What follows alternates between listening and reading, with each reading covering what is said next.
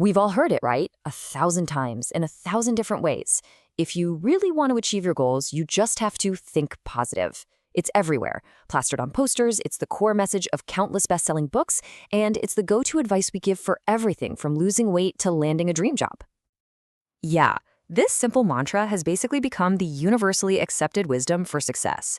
You know the drill. Visualize the future you want, imagine you're already there, and the universe will just sort of make it happen. It sounds so easy, so powerful. So let's dive into what the science actually says. What if that feel-good advice, the one about just daydreaming about your success, is the very thing holding you back from ever achieving it?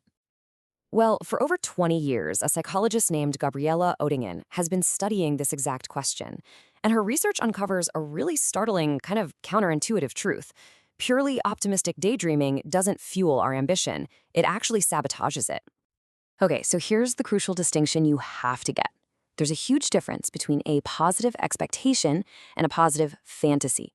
An expectation, like, I can ace this test because I've studied hard, is based on your past experiences. It actually energizes you. But a fantasy, just imagining that A+ without any grounding in reality, it does the complete opposite. It relaxes you. And that relaxation, that's the core of the problem. So how does this really play out in the real world? Well, the evidence from Oettingen studies it's pretty staggering, honestly. Take this weight loss study, for example. Researchers found that the women who spent the most time indulging in positive fantasies, that's the bar on the left, they actually ended up losing way less weight. In fact, on average, they lost 24 kilograms, that's about 53 pounds, less than the group who fantasized less.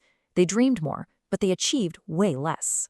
And this wasn't just some one-off finding. The same pattern showed up again and again and again. Students who fantasized about getting an A, they got lower grades. Job seekers who daydreamed about the perfect job, they sent out fewer applications.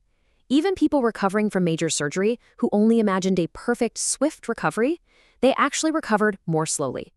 Across the board, more positive fantasy led to worse real-world outcomes. This leads to the obvious question, right? What is going on here? How could something that feels so motivating actually have the complete opposite effect? The answer is actually brilliantly simple. When you indulge in a positive fantasy, your brain doesn't really distinguish between the fantasy and reality.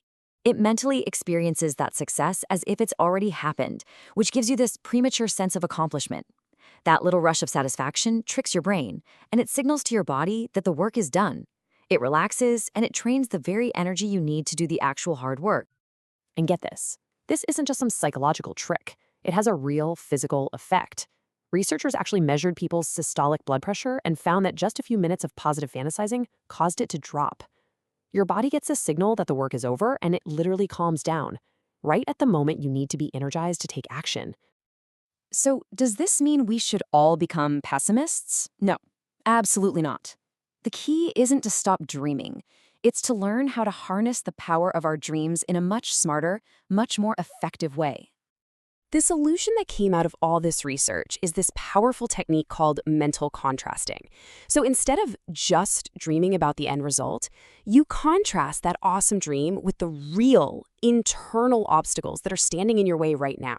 And it's this contrast that actually creates the energy to act. Now, to make this super easy to use, Oettingen developed this simple 4-step framework called WOOP. It stands for wish, outcome, obstacle, and plan. It's a really memorable and incredibly effective tool that turns mental contrasting into a practice you can do every single day. So let's break this down. How does this simple little framework become a practical game changer in your everyday life? Okay, let's say your wish is to be healthier. First, you imagine the outcome, feeling great, full of energy. Then comes the important part. You identify the real inner obstacle. For you, maybe it's that afternoon craving for junk food that always trips you up. Finally, you make an if-then plan. If it's the afternoon and I feel that craving, then I will drink a big glass of water and grab an apple. See, you've now prepped your brain to automatically respond to that obstacle when it shows up. And this works for anything. Your wish, finish that big project. The outcome, feeling that huge sense of relief and accomplishment. The obstacle, that nagging habit of opening social media the second you feel a little bit stuck. So the plan? If I feel that urge to check my feed, then I will immediately close the tab and just commit to 5 more minutes of work. It's simple, it's specific, and it is incredibly powerful. You see, this is the brilliant reversal at the heart of the WOOP method. It completely reframes how we see our obstacles. They're not just roadblocks anymore. They're not something to be ignored or daydreamed away. They become the very source of the energy we need. By confronting them in our minds first, we turn them into triggers for action. I mean, the difference is night and day. The old way, just pure fantasy, it leaves you feeling relaxed and totally unprepared, and that just leads to inaction. The WOOP way, on the other hand, mental contrasting, uses that tension between your dream and your reality to generate real energy, create a concrete plan, and drive effective action. So it's really time to stop just thinking positive and start thinking smart. Use your dreams as the destination, but use your obstacles as the fuel.